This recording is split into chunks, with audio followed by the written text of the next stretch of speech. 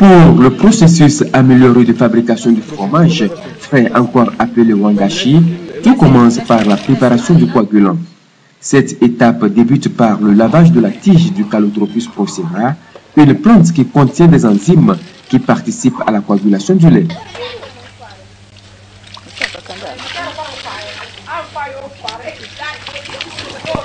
Ici, nous sommes en train de préparer le coagulant. Et le coagulant que nous utilisons pour la fabrication du wangash, c'est les feuilles ou bien la tige de Calotropis procera. On l'appelle c'est un peu tupapi. On l'appelle tupapi. Donc, et dans en Évier, on l'appelle boloti. Donc, les enfants l'appellent bolti. Donc, on prend ces feuilles-là, on enlève ces tiges, on enlève les feuilles. On peut utiliser les feuilles, mais les feuilles donnent souvent la couleur verdâtre au produit. Donc, tant qu'il y a les tiges et que ça peut suffire, on prend plutôt les tiges. Et on enlève ces tiges-là. On les épluche, on les lave correctement. Après les avoir lavées, on les épluche. On enlève l'écorce parce que c'est dans l'écorce que se trouvent les enzymes. Voilà.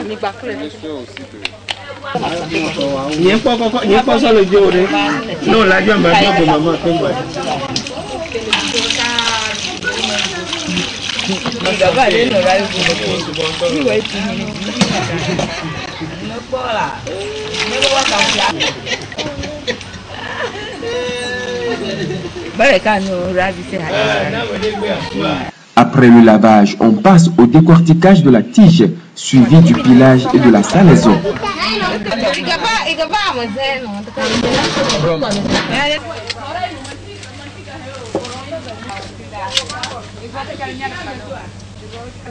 On est en train d'enlever l'écorce des tiges, puisque c'est l'écorce qu'on va piler.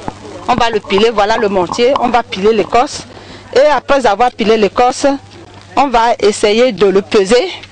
On va peser l'écorce par rapport à la quantité de lait que nous avons. On va peser l'écorce et après avoir pesé l'écorce, on va le mettre dans le lait. Donc nous sommes en train d'enlever l'écorce qu'on va piler. Après l'avoir pilé, on va le peser et on va l'incorporer au lait pour la coagulation.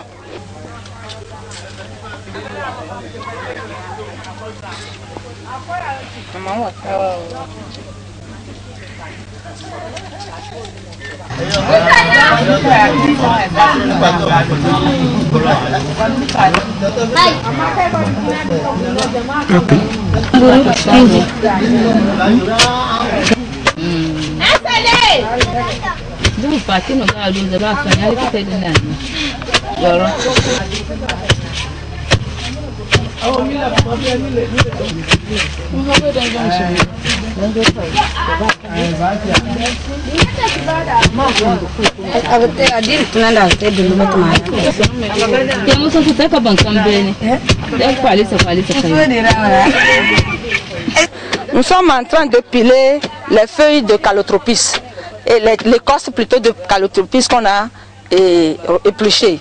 Donc, puisque c'est les enzymes qui sont dans l'écorce qui coagulent, nous devons piler l'écorce pour pouvoir recueillir le jus de l'écorce. Donc, nous sommes en train de piler les tiges de l'écorce de Calotropis procera pour pouvoir recueillir après le jus de l'écorce qui se trouve dans l'écorce.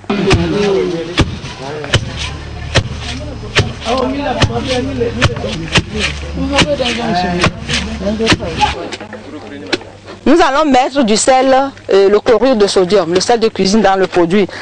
Ça a le rôle d'augmenter le goût du fromage pour que le fromage ne soit pas fade.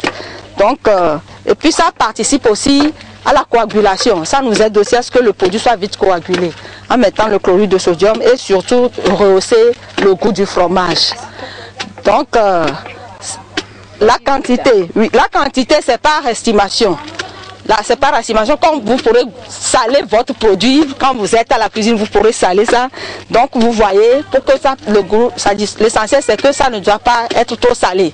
Donc, c'est ce que nous sommes en train de faire. Donc, on l'incorpore dans le coagulant. On va mettre ça et piler. Mais, Voilà. Donc,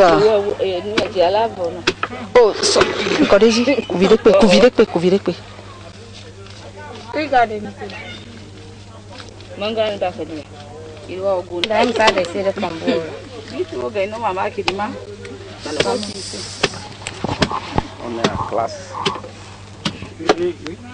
Lorsque le corps sera bien écrasé, en ce moment, bien moulu, donc en ce moment, le pilage est terminé. On recueille l'écorce pilée et on le pèse. Voilà. Voilà, maintenant c'est prêt, on va enlever l'écorce du mortier, pilé du mortier. Et nous allons passer au pesage de l'écorce.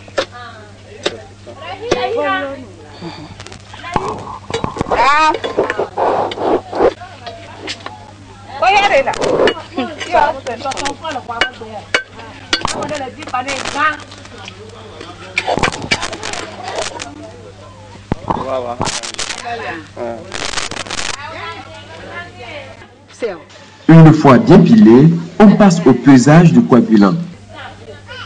Oui, pour 1 litre de lait, la quantité de coagulant doit être située entre 5 et 10 grammes. Nous allons prendre 10 grammes. Donc nous avons 50 litres de lait, donc la quantité de coagulant sera 500 grammes et c'est ce que nous voulons faire. Donc nous sommes en train de faire le pesage du coagulant ici.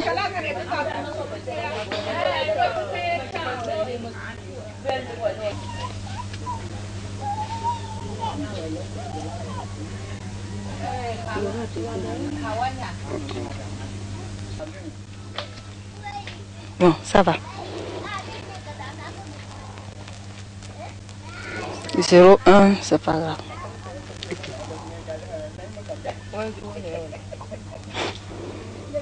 Vous voyez que c'est sensible. Ça va. La préparation du coagulant terminée, l'étape suivante est la préparation du lait. Celle-ci commence par le filtrage du lait. Ici, pour la fabrication de wangage, c'est le lait de vache que nous utilisons. Et pour s'assurer de la qualité du lait que nous utilisons, nous avons un éleveur qui nous fournit le lait. Donc, l'éleveur là, on lui a dit que lorsque les bœufs prennent des antibiotiques, il faudrait qu'ils respectent un certain temps avant de nous produire, de nous fournir le lait là, parce qu'on ne veut pas voir les traces d'antibiotiques que la vache a pu les retrouver dans le lait. Ça fera que notre fromage ne sera pas un fromage de qualité. Et nous leur avons aussi dit qu'avant de nous donner le lait, il faudrait qu'ils lavent les mamelles des animaux, des vaches, correctement, qu'eux-mêmes ils se lavent les mains et qu'ils puissent nous traire le lait dans des conditions hygiéniques. Voilà dans les conditions que nous avons collecté le lait. Et le lait venu dans notre atelier, nous allons également le nettoyer, c'est-à-dire le fileter, lui enlever ses impuretés et après passer à la fabrication du wangage.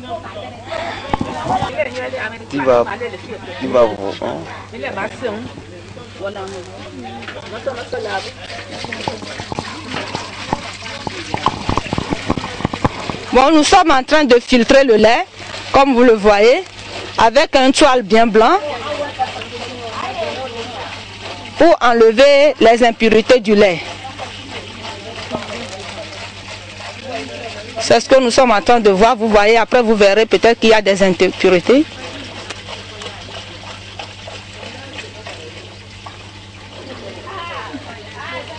Et c'est ce que nous appelons le nettoyage du lait.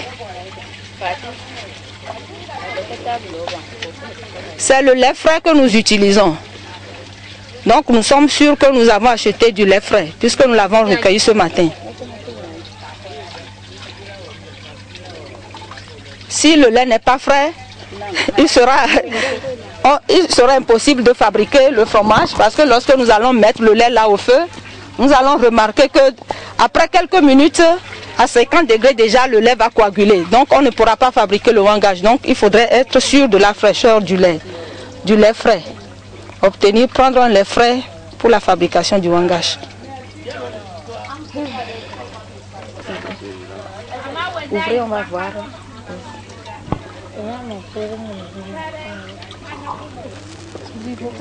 Voilà les impuretés que nous avons dans le lait. Donc nous avons raison de filtrer le lait. Ça c'est un processus très important. il faut filtrer le lait avant de procéder à la fabrication du wangage pour enlever les impuretés. Voilà les impuretés sur le toile. Ces préliminaires terminés, place donc à la fabrication proprement dite du fromage frais, communément appelé wangashi. La première étape ici est la pasteurisation. Une étape très importante pour la qualité sanitaire du fromage. La pasteurisation du lait se fait à 70 degrés Celsius pendant 10 minutes.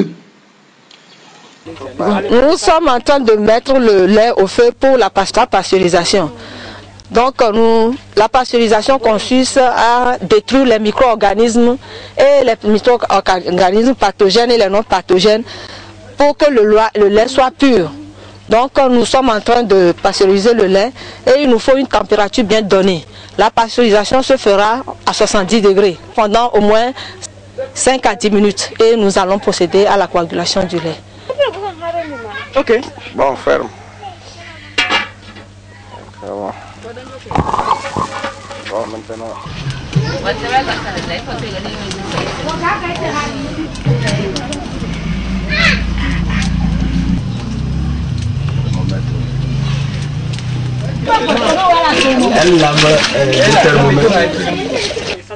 De temps en temps, il faut prendre la température du lait. Donc nous allons procéder à la première prise pour voir à quelle température le lait est. Parce que nous avions dit qu'il faudrait une température bien déterminée, avec un temps bien déterminé pour pouvoir pasteuriser le produit. Ce que vous voyez ici, c'est le thermomètre plutôt que nous utilisons dans les ateliers de fabrication des produits alimentaires. Donc nous allons prendre la première prise de température.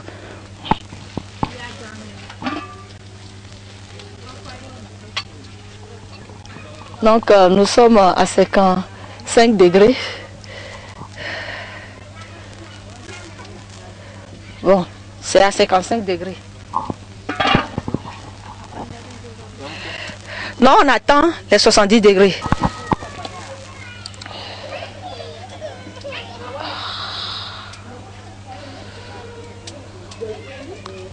C'est parti maintenant. C'est à 70 degrés. Voilà, c'est à 70 degrés. Donc, la température atteint 70 degrés. On va maintenant essayer quelques minutes et arrêter la pasteurisation.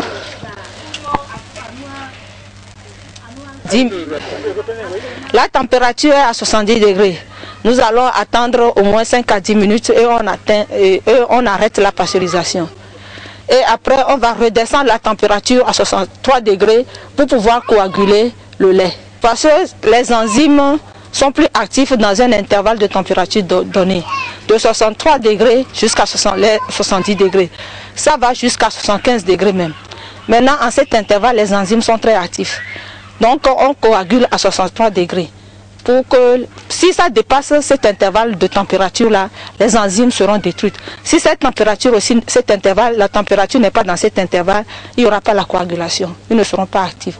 Lorsque cette température est dépassée, les enzymes sont détruites. Donc, nous allons, après la pasteurisation, essayer de redescendre, puisque nous n'avons pas le moyen de rendre la température stable. Donc, on va diminuer le feu pour que la température se redescende pour qu'on puisse coaguler.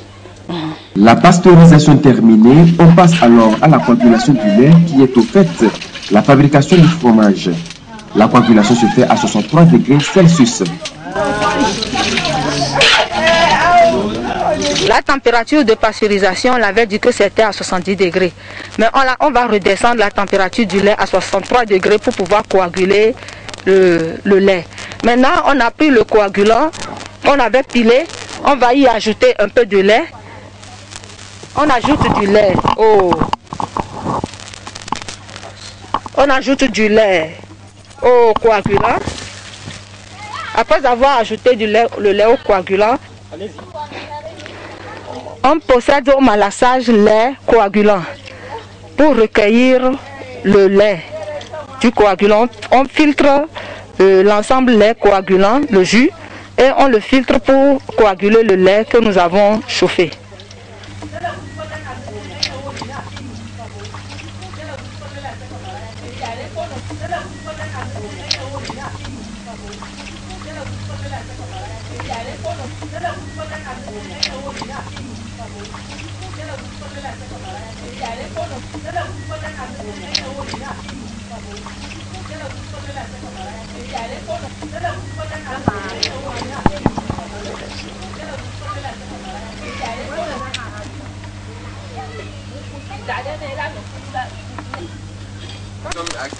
Nous sommes maintenant à la coagulation du lait.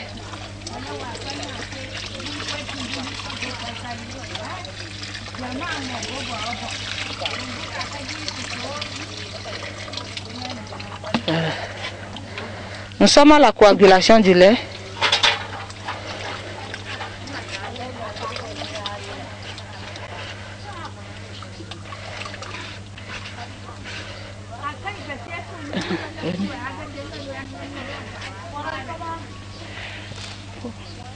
Mélange. On mélange pour que le coagulant puisse imprégner tout le lait. Donc il faudrait qu'il y ait un mélange. Comme ça, le coagulant sera vraiment malaxé correctement avec le lait. Pour une bonne homogénéité. Voilà. Donc on a mélangé et après on laisse ça à l'étape, à la coagulation. Maintenant le lait va se coaguler. Pendant 30 minutes. Et après les 30 minutes, on procédera à la cuisson du coagulum obtenu. 20 à 30 minutes après, le fromage commence par se former. Il faut alors extraire le sérum. Vous voyez, ça c'est déjà coagulé. Ou bien, ça c'est déjà coagulé. Maintenant, on va mettre le feu pour la cuisson du coagulum. Notre lait s'est coagulé. Maintenant, nous allons mettre du feu pour que le coagulum puisse bien cuire. Pour que le coagulum puisse bien cuire, nous allons mettre le feu. Donc c'est ça que nous sommes en train de faire pour cuire le coagulum.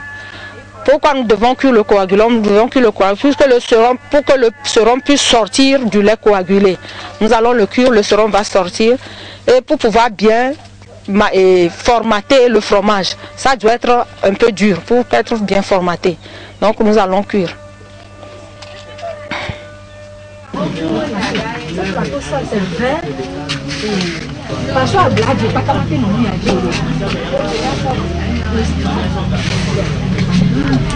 Bon, nous allons, le lait est déjà coagulé, nous allons commencer par enlever un petit coup le sérum sur le lait.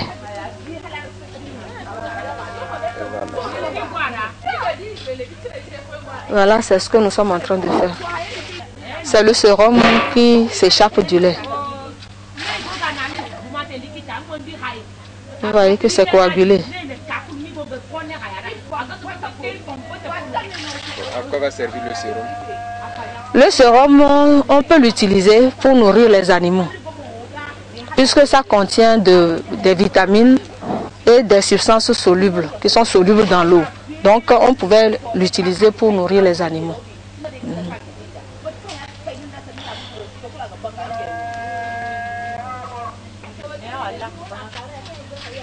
On va continuer comme ça jusqu'à ce que... Non, maintenant on va encore laisser, ça va cuire.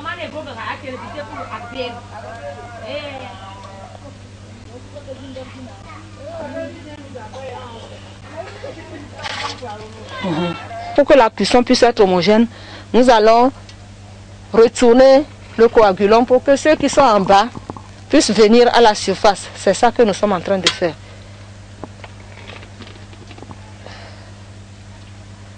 Vous voyez, non?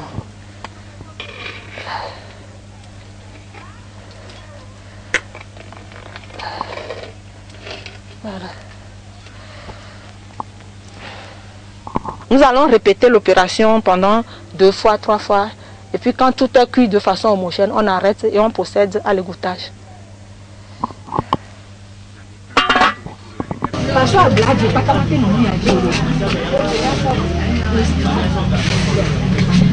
Bon, nous allons maintenant procéder à l'égouttage du coagulum. C'est ce que nous sommes en train de faire. On a utilisé les moules en plastique. Dans ces moules-là, on met le coagulum dedans qui va s'égoutter. Pour que le sérum puisse sortir, pour obtenir le coagulum.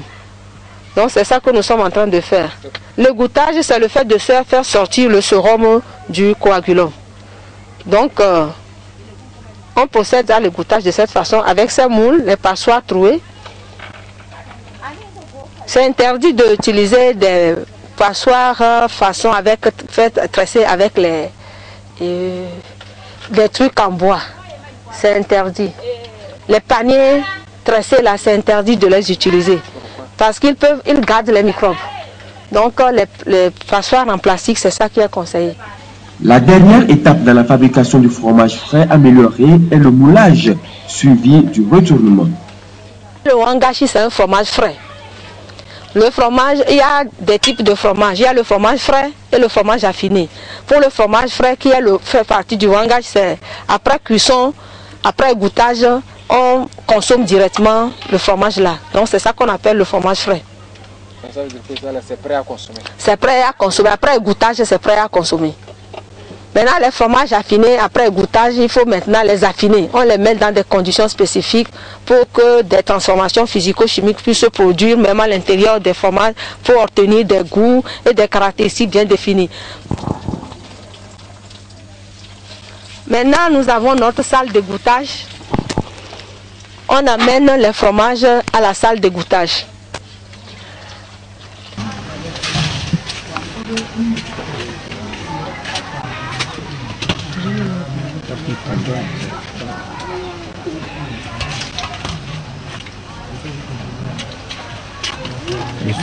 Amenez.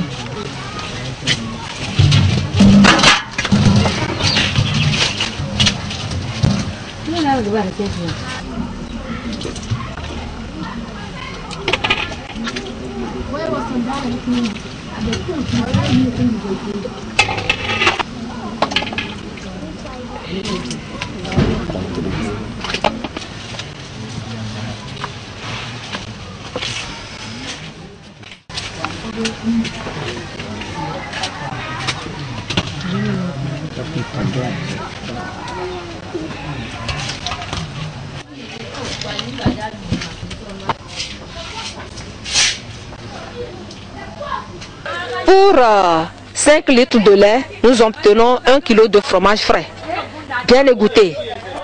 Donc voilà le rendement. Pour 5 litres de lait de vache, on obtient 1 kg de fromage, wangashi. Donc vous comprenez que le fromage doit être bien vendu pour que les femmes puissent récupérer leur argent. C'est pour cela qu'on veut vraiment les aider pour qu'elles puissent fabriquer un fromage de qualité, pour que les gens puissent bien acheter.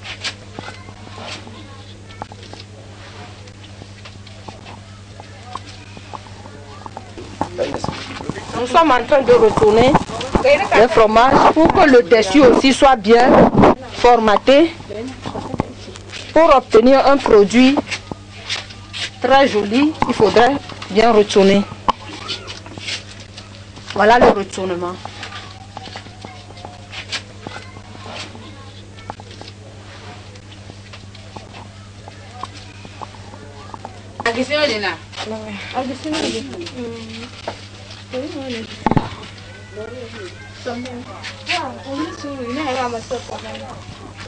Après le retournement, le fromage frais wangashi est prêt à la vente. C'est le lieu ici de rappeler l'importance de l'hygiène dans la fabrication du wangashi. Le lait est un aliment très sensible aux micro-organismes. Donc, quand on veut fabriquer un produit à base du lait, sincèrement, il faudrait que les conditions hygiéniques soient bien remplies. Donc, même l'environnement du travail doit être vraiment sain. Et même les gens qui travaillent dans l'atelier ou bien dans la transformation du lait en fromage doivent vraiment être des personnes bien portantes. Et les conditions hygiéniques doivent être bien remplies. Si vous verrez, vous allez voir que nous avons essayé de suivre, même malgré cette condition-là, on a essayé de suivre le système de marche en avant. Ça voudrait dire que quand le lait est arrivé, on le dépose ici. Après, on le filtre. Après, on le met au feu pour la coagulation. Après, on l'amène dans la salle quand le produit est égoutté. Lorsqu'on le met dans la moule ou bien dans le passoire, immédiatement on l'amène dans notre salle d'égouttage. Et c'est dans la salle d'égouttage aussi, tout doit être propre là-bas. Comme le produit est déjà prêt, c'est là-bas que ça va se refroidir et s'égoutter. Donc l'hygiène est maintenant de mise là-bas. On remplit les conditions hygiéniques. Et quand le produit sera prêt, on le fait sortir et on l'amène à la vente.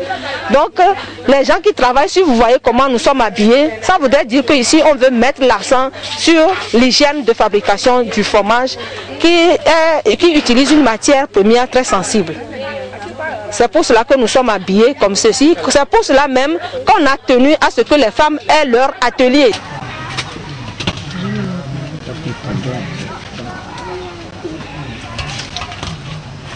Avant,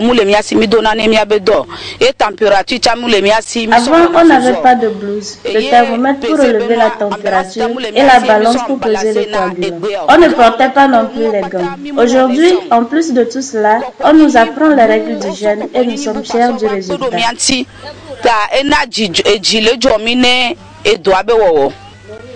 Pour que les fromages fabriqués conservent leur qualité jusqu'au consommateur final, l'Institut togolais de recherche agronomique ICRA pense déjà aux emballages.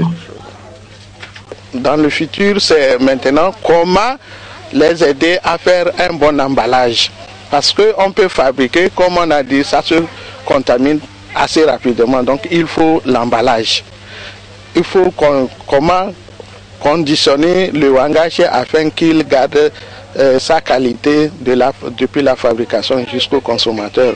Voilà fini la présentation de la technique améliorée de fabrication du fromage frais encore appelé wangachie.